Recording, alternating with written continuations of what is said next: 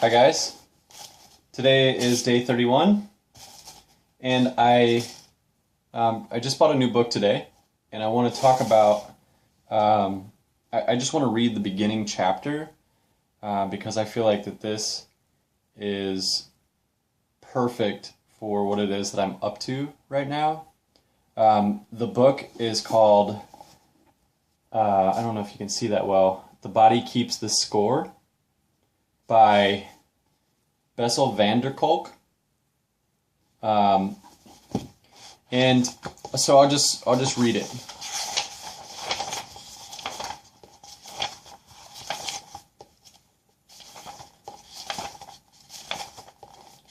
The prologue is Facing Trauma. One does not have to be a combat soldier or visit a refugee camp in Syria or the Congo to encounter trauma. Trauma happens to us, our friends, our families, and our neighbors. Research by the Centers for Disease Control and Prevention has shown that 1 in 5 Americans was sexually molested as a child. 1 in 4 was beaten by a parent to the point of a mark being left on their body. And 1 in 3 couples engage in physical violence. A quarter of us grew up with alcoholic relatives, and 1 out of 8 witnessed their mother being beaten or hit. As human beings, we belong to an extremely resilient species.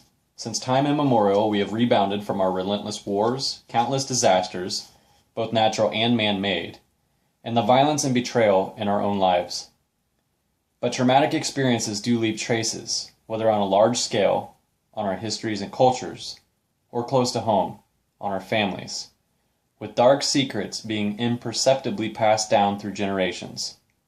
They also leave traces on our minds and emotions, on our capacity for joy and intimacy, and even on our biology and immune systems. Trauma affects not only those who are directly exposed to it, but also those around them. Soldiers returning home from combat may frighten their families with their rages and emotional absence. The wives of men who suffer from PTSD tend to become depressed, and the children of depressed mothers are at risk of growing up insecure and anxious. Having been exposed to family violence as a child often makes it difficult to establish stable, trusting relationships as an adult. Trauma, by definition, is unbearable and intolerable. Most rape victims, combat soldiers, and children who have been molested become so upset when they think about what they experienced that they try to push it out of their minds, trying to act as if nothing happened and move on. It takes tremendous energy to keep functioning while carrying the memory of terror and the shame of utter weakness and vulnerability. While we all want to move beyond trauma, the part of our brain that is devoted to ensuring our survival, deep below our rational brain, is not very good at denial. Long after a traumatic experience is over, it may be reactivated at the slightest hint of danger and mobilize disturbed brain circuits and secrete massive amounts of stress hormones. This precipitates unpleasant emotions, intense physical sensations, and impulsive and aggressive actions. These post-traumatic reactions feel incomprehensible and overwhelming. Feeling out of control, survivors of trauma often begin to feel that they are damaged to the core and beyond redemption. So that's the first half of the prologue. I read that and immediately knew that I was going to buy the book. Because it's so on point with just like what I'm up to right now, you know? And what I've been up to for a while, really. One of the things that I wanted to talk about is also this idea. You know, I was on a drive to go run some errands, and one of the things that showed up was, you know, I have a friend that wants my partner and I to come out and visit, and we want to as well.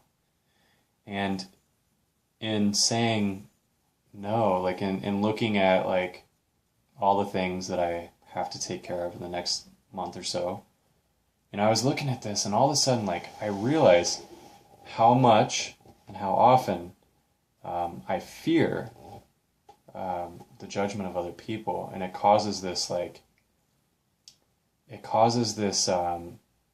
reaction in my body that is like, it starts to trigger all this like stress and anxiety, and and then I lose like a sense of center, and I lose a sense of who I am, who I know myself to be. And it's so interesting, it's like that's a trauma pattern. That and its origins could be from all kinds of different things. Doesn't really matter, what it is necessarily. It's just that, it's like noticing that and looking at that and going, wow, that's really interesting. And then, it's like kind of getting curious about it. It's like, what is that? What's causing that? What would I have to believe about myself? And you can start to really get to some pretty interesting beliefs, which my definition of a belief is a belief that's just been thought a lot. And the way that, I don't remember who I heard this from exactly, but if you're listening to this, I want to give you credit. But it's like beliefs lead to feelings, lead to thoughts. So it's like it starts as a belief. What would the belief have to be in order for me to feel this way, such that I would be thinking the things that I'm thinking about myself or others? When you look at that, you can start to see like how broad, like, whoa, most of what people are walking around with is cultural conditioning. They're not their own thoughts. They haven't assessed and examined why they think the way that they think. And, if like you don't have conscious awareness of that, oftentimes you don't even know why you feel what you feel, or even have an awareness of what it is that you're feeling.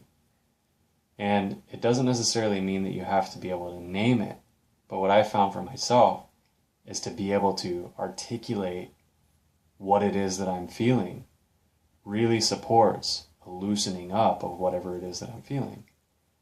It kind of goes back to to have something disappear, it has to be fully distinguished. Why is this here? What is here? What is, at the source of what's here?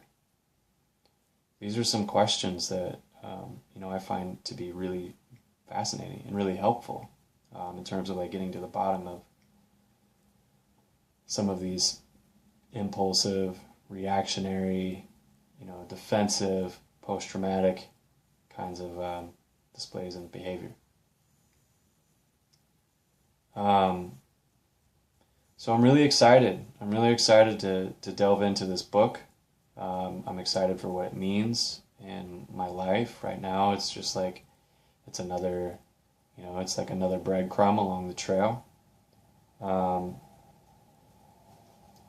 Yeah, and I'm really curious what it's going to provide. And the reason why, part of the intention behind buying it is that, I know that a lot of, just given the nature of like my neck being in pain, some of the things that have been showing up for me over the past couple of days, it's like really getting some context for what's going on there and seeing what I can find in this. Because I know that there's, like I said, I know that there's emotional structures, psychological structures that keep my body in a particular state.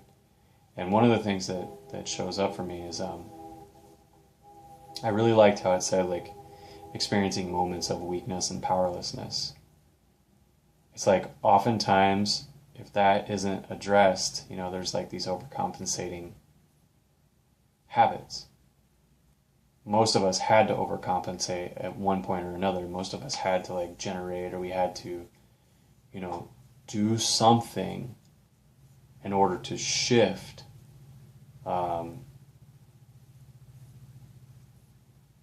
the intolerable experience unbearable, intolerable, going back to the definition of trauma. It's like, not knowing what to do. What do I do? So it's like we adapt. But is the way that we adapted really supporting our overall well-being? Is it really supporting what we want in our relationships? Is it really supporting what it is that we want for our lives? There's this really clear thing called, like, we're going to die. Every one of us is going to die. As far as I can see. Maybe you know some secrets. If you do, great. But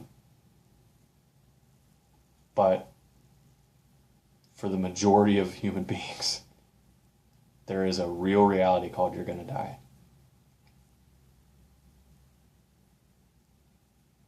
And I look at my life and I go, with that reality, what do I want to do? Simply like, what do I want to do before I die? Such that, like,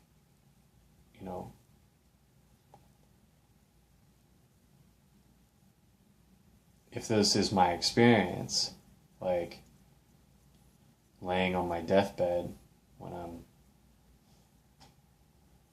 90 years old, 95 years old, I don't know that I'd want to live past that.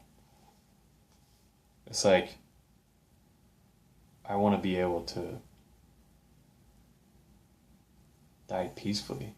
I want to be able to die going, man, I really lived.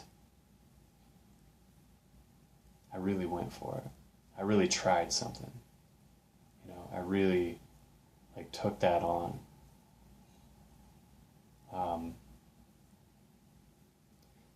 And that's enough. Like, that's totally enough to motivate and encourage myself, to step outside of things that are comfortable.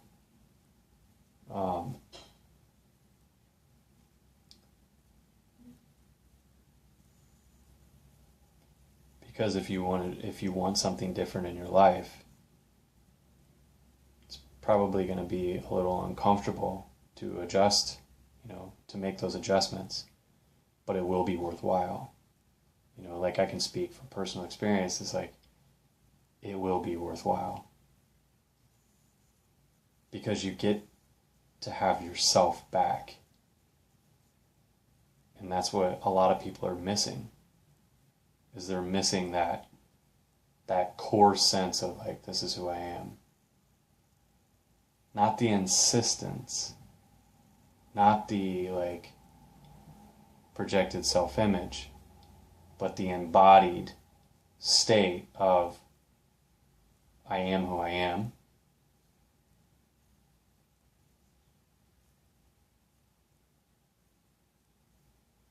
And there's like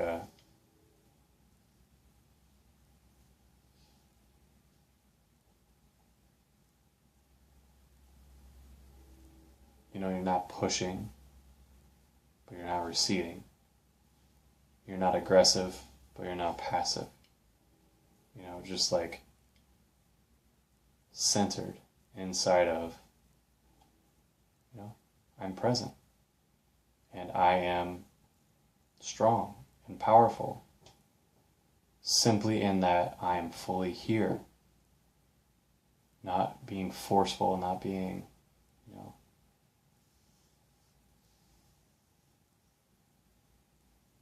And that's something that I really want for my life.